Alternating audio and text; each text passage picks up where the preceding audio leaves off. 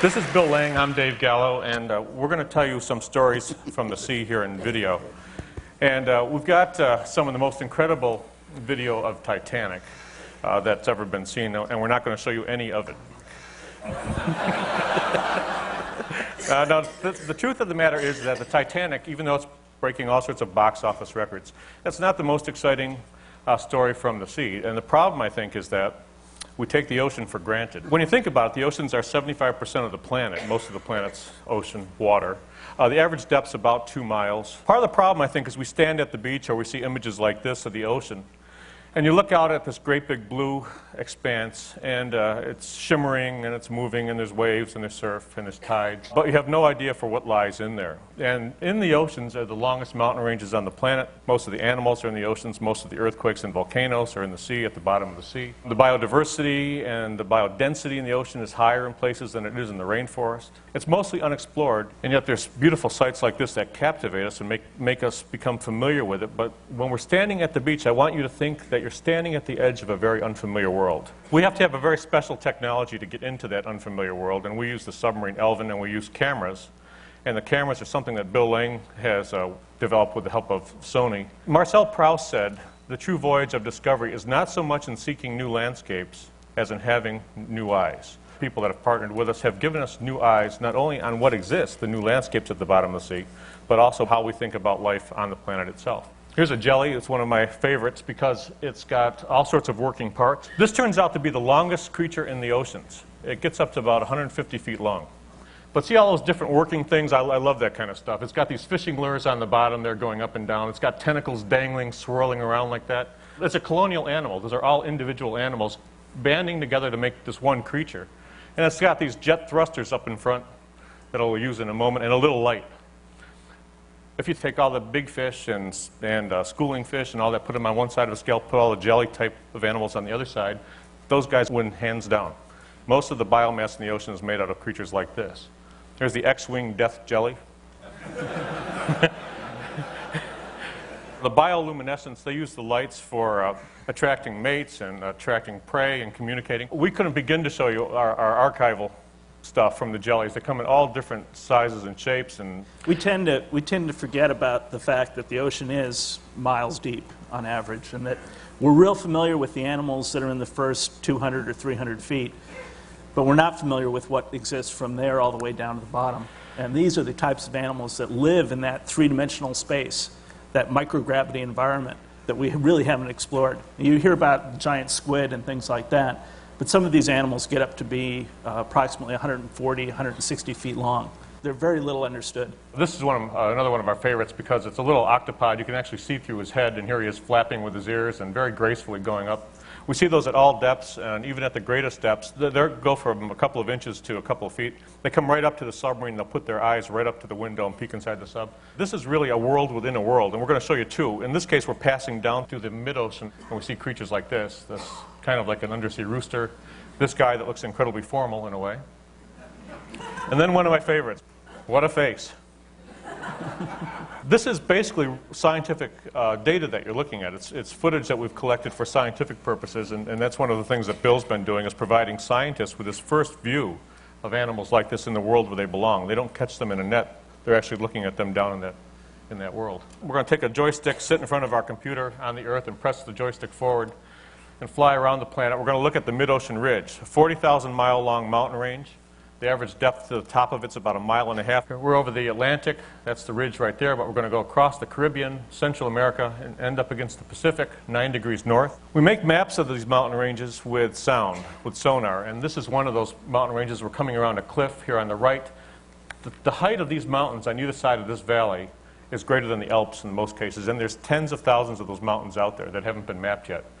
This is a volcanic ridge. We're getting down further and further in scale. And eventually we can come up with something like this. This is an icon of our robot, Jason it's called. And you can sit in a room like this with a joystick and a headset and drive a robot like that around the bottom of the ocean in real time. One of the things we're trying to do at Woods Hole with our partners is to bring this virtual world, this unexplored region, back to the laboratory, because we see it in bits and pieces right now. We see it either as sound, or we see it as video, or we see it as photographs, or we see it as chemical sensors. But we never have yet put it all together into one interesting picture. Here's where Bill's cameras really do shine. This is what's called a hydrothermal vent, and what you're seeing here is a cloud of densely packed hydrogen sulfide-rich water coming out of a volcanic axis on the seafloor. It gets up 600, 700 degrees Fahrenheit, somewhere in that range. So that's all water under the sea, 1.5 miles, 2 miles, 3 miles down. And we knew it was volcanic back in the 60s, 70s. And then we had some hint that these things existed all along the axis of it, because if you've got volcanism, water's going to get down from the sea into cracks in the seafloor, come in contact with magma, and come shooting out hot. We weren't really aware that it would have this be so rich with sulfides, hydrogen sulfides. We didn't have any idea about these things, which we call chimneys. This is one of these hydrothermal vents, 600 degree Fahrenheit water coming out of the earth. On either side of us are mountain ranges that are higher than the Alps. So the setting here is very dramatic. The white material is a type of bacteria that thrives at 180 degrees centigrade. I think that's one of the greatest stories right now that we're seeing from the bottom of the sea, is that the first thing we see coming out of the seafloor after a volcanic eruption is bacteria. And we started to wonder for a long time, how did it all get down there? What we find out now is that it's probably coming from inside the Earth. Not only is it coming out of the Earth, so biogenesis, made from volcanic activity, but that bacteria supports these colonies of life. The pressure here is 4,000 pounds per square inch, 1.5 miles from the surface to 2 miles to 3 miles. No sun has ever gotten down here. All the energy to support these life forms is coming from inside the Earth. So chemosynthesis. And you can see how dense the population is. These are called tube worms. And these worms have no digestive system, they have no mouth, but they have two types of gill structures. One for extracting oxygen out of the deep sea water, another one which houses this chemosynthetic bacteria, which takes the hydrothermal fluid, that hot water that you saw coming out of the bottom, and converts that into simple sugars that the tube worm can digest. You can see here's a crab that lives down there. He's managed to grab a tip of these worms. Now, they normally retract as soon as a crab touches them. Oh, good going. So as soon as a crab touches them, they retract down into that shell. It's just like your fingernails. So there's a whole story being played out here that we're just now beginning to have some idea of because of this new camera technology. These worms live in a real temperature extreme. Their foot is at about 200 degrees centigrade, and their head is out at 3 degrees centigrade. So it's like having your hand in boiling water and your foot in freezing water. That's how they like to live. Yeah. This is a female of this kind of worm, and here's a male. And you watch, it doesn't take long before two guys here, this one and one that'll show up over here, start to fight. Everything you see is played out in the pitch black of the deep sea. There's never any lights there except the lights that we bring. Here they go. One of the last dive series, we counted 200 species in these areas. 198 were new species. One of the big problems is that for the biologists working at these sites, it's rather difficult to collect these animals, and they disintegrate on the way up. So the imagery is critical for the science. 2 octopods at about 2 miles depth. This pressure thing really amazes me, that these animals can exist there in a depth with pressure enough to crush the Titanic like an empty Pepsi can. What we saw up till now was from the Pacific. This is from the Atlantic, even greater depth. You see the shrimp is harassing this poor little guy here, and he'll bat it away with his claw. Whack. And the same thing's going on over here. What they're getting at is that on the back of this crab, the food stuff here is this very strange bacteria. That lives on the backs of all these animals. And what these shrimp are trying to do is actually harvest the bacteria from the backs of these animals. And the crabs don't like it at all. These long filaments that you see on the back of the crab are actually created by the product of the bacteria. So the bacteria grows hair on the crab. In the back you see this again, the red dot is the laser light of the submarine Alvin to give us an idea about how far away we are from the vents. Those are all shrimp. You see the hot water over here, here, and here coming out. They're clinging to a rock face and actually scraping bacteria off that rock face. Here's a tiny little vent that's come out of the side of the pillar. Those pillars get up to several stories. So here you've got this valley with this incredible alien landscape of pillars and hot springs and volcanic eruptions and earthquakes inhabited by these very strange animals that live only on chemical energy coming out of the ground. They don't need the sun at all. You see this white V-shaped mark on the back of the shrimp. Here. It's actually a light sensing organ. It's how they find the hydrothermal vents. The vents are emitting a black body radiation, an IR signature, And so they're able to find these vents at considerable distances. All this stuff is happening along that 40,000-mile-long mountain range that we're calling the ribbon of life, because just even today, as we speak, there's life being generated there from volcanic activity. This is the first time we've ever tried this anyplace. We're going to try to show you high definition from the Pacific. We're moving up one of these pillars. This one's several stories tall.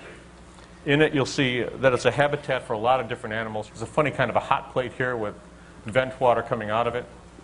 So all of these are individual homes for worms. Now here's a closer view of the community. Here's crabs here, worms here. There's smaller animals crawling around. Here's pagoda structures. I think this is the neatest looking thing. I just can't get over this, that you've got these little chimneys sitting here smoking away. This stuff is toxic as hell, by the way. You could never get a permit to dump this in the ocean, and it's coming out all around it.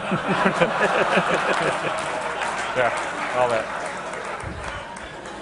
It's unbelievable. It's basically sulfuric acid, and it's being just dumped out at incredible rates. And animals are thriving, and we probably came from here. Well, that's probably where we evolved from. This bacteria that we've been talking about turns out to be the most simplest form of life found. So there's a number of groups that are proposing that life evolved at these vent sites. Although the vent sites are short-lived, an individual site may last only 10 years or so.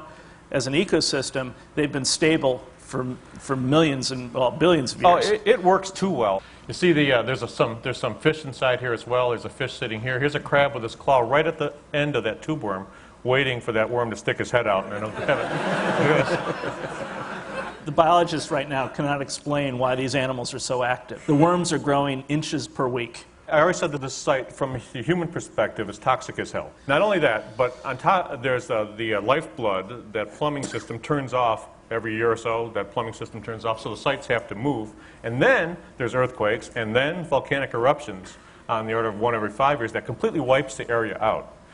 Despite that, these animals grow back in about a year's time. You're talking about biodensities and biodiversity, again, higher than the rainforest. That just springs back to life. Is it sensitive? Yes. Is it fragile? No. No, it's not really very fragile. I'll end up with saying one thing. There's a story in the sea, in the waters of the sea, in the sediments and the rocks of the sea floor. It's an incredible story. What we see when we look back in time in those sediments and rocks is a record of Earth history. Everything on this planet, everything works by cycles and rhythms. The continents move apart, they come back together, oceans come and go, mountains come and go, glaciers come and go, El Nino comes and goes. It's not a disaster, it's rhythmic. What we're learning now, it's almost like a symphony. It's just like music. It really is just like music. And what we're learning now is that you can't listen to a 5 billion year long symphony, get to today and say, stop, we want tomorrow's note to be the same as it was today. It's absurd. It's just absurd. So what we've got to learn now is to find out where this planet's going at all these different scales and work with it, learn to manage it. The concept of preservation is futile. Conservation's tougher, but we can probably get there. Thank you very much. Thank you. Thank you.